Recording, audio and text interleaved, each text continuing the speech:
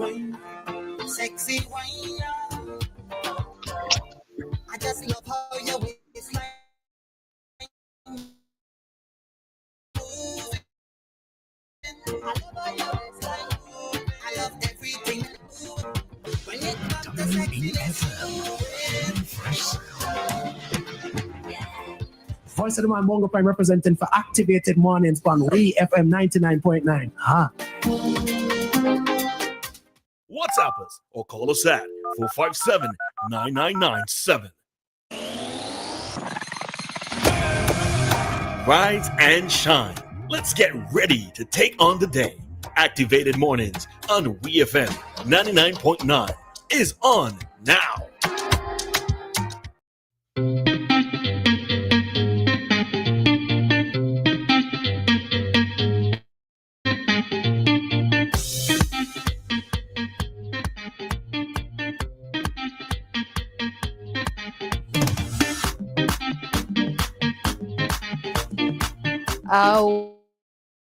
Whoa. Na. All right. Good morning to everybody. We are back with you for another day here on WeFM's Activated Mornings program. In studio, it's Dianna, Cain, Nicole, Joseph Chin, and myself, Roleza Samuel. And we are your hosts.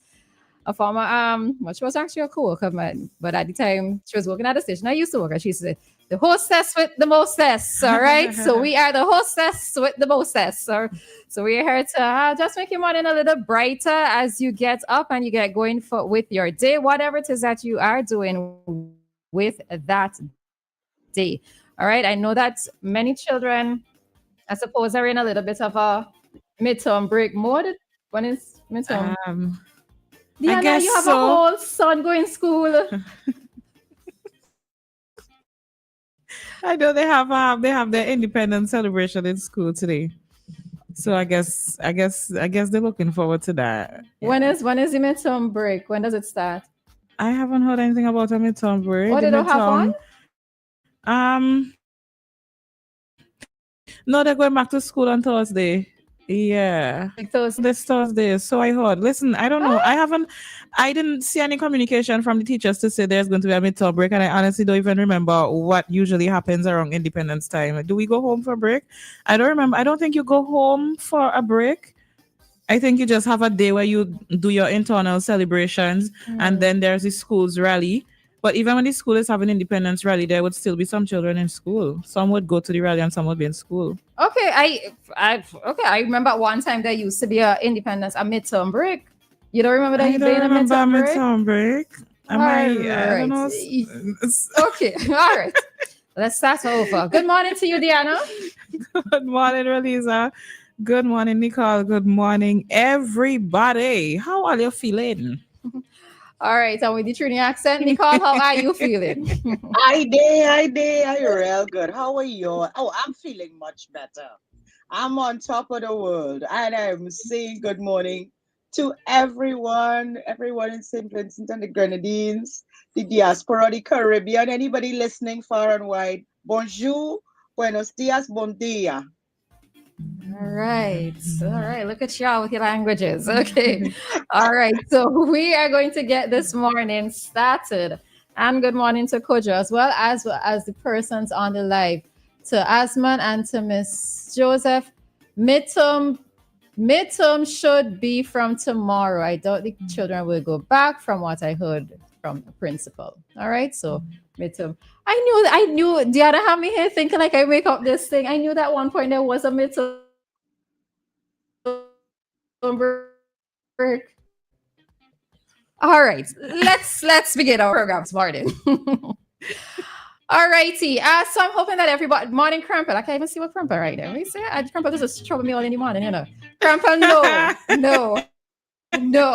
I never used to take a break and call it boarding school. I never did that. You know, the other day I really thought back on this and I never missed one day of school in secondary school. Oh, look at you. Never missed one single day of school. I was late a couple times. Not my fault. You know, that whole van transportation thing where you're catching van and you had to wait on van. Well, I had special vans that I had to travel with. But yeah, I thought back on this. I never missed a day of secondary school. Not one. Sick good spirits, everything. I was at school. So Crampel, no, there was nobody in school for me, okay?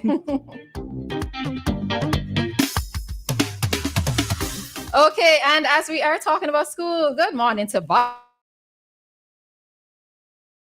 And let me say good morning to Bob's captain one time. As we are talking about school, as our students with at least one skill. Could just say hot girl vans. Yeah, no, it wasn't no hot girl van neither. Trust me, what I tell all, it wasn't no hot girl van. No, we had my sister and I had, I think, 3 vans that we would travel with. Mommy would pay monthly for us to go to these vans, and I also remember one of them in particular. Yeah, I used to hide. I used to want to hide when the van come because it was one of them kind of vans, like big year secondary school. They want to be seen in the van. So what I tell you, it wasn't no hot girl van. No. We talk truth. I think I see the person the other day, but anyway, the driver of the van. But yeah, all right. So as we're talking about schools, we're asking the question: should it be mandatory that school or students leaving secondary school, should they leave with at least one skill? All right. So in the news that we read this morning, the government or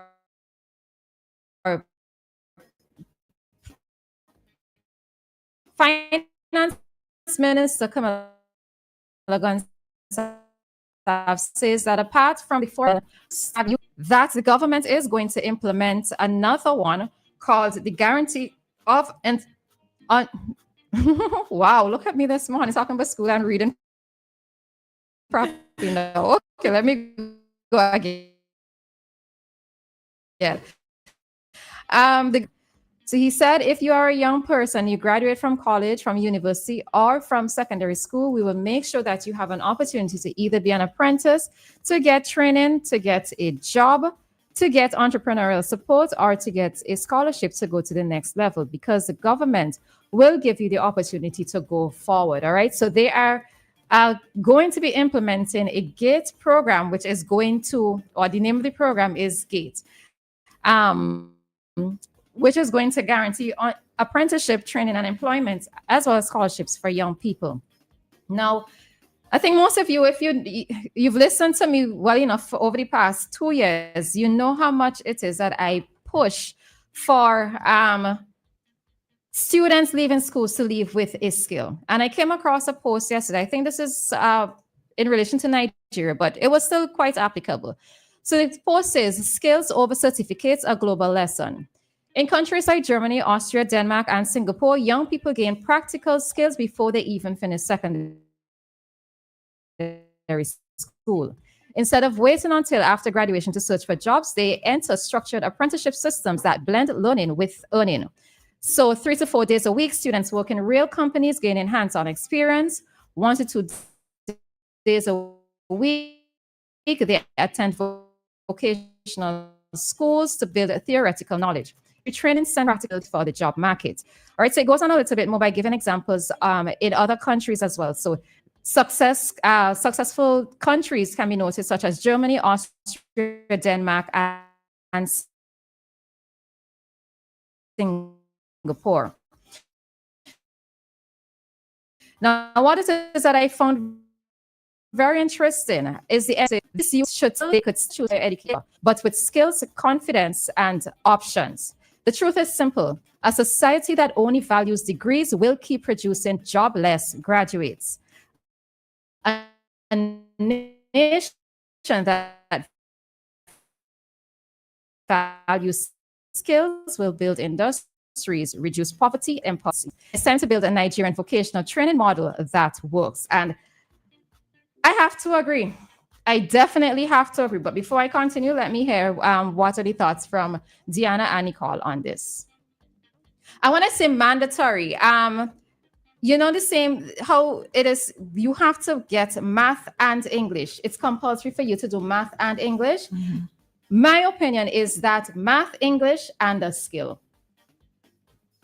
I have no problem with this skill. To me, I think it's something that should have been in place a long time ago, because or should be in place in all education systems, because skills run this society. I'm not sure at what point in life. I guess when I go down my rabbit holes one of these days, I'll find it out. But I'm not sure at what point in life we started to look down on skilled workers, and we started to believe that, you have to have a degree to be somebody in society, or those with the degrees are more important people in society.